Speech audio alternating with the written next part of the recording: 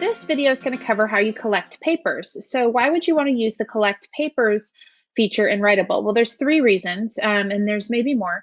One is if I'm working on an assignment and I want to make it, and it's a timed write, or it's an assignment that has a very clear deadline, and I want to pull the writing away from students, pull the papers away from them so that I can begin to grade. So that's one reason. The next reason you would use collect papers is if you're trying to see what students can do independently and not have them get support at home, even though many students are learning at home now.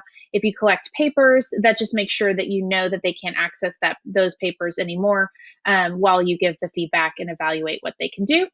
And finally, if they're straggling on their peer review goals, or some students are working ahead and are doing too many peer reviews, you could always collect the papers, which is going to limit their access to that assignment and make sure kind of everyone stops at the same time.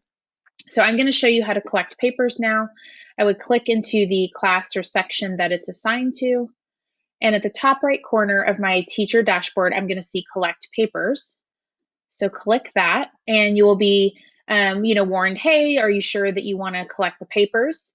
It will also ask you, hey, there's some students that haven't finished their writing and submitted. Would you like to force those students to submit? And you would say yes.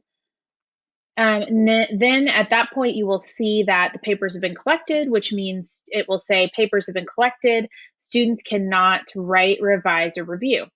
The opposite of collecting the papers, of course, is returning the papers. So you can always undo this at any time.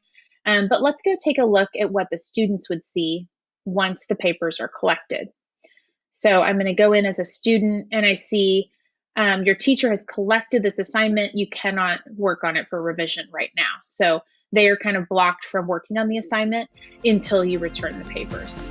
And that's collect papers in Writable.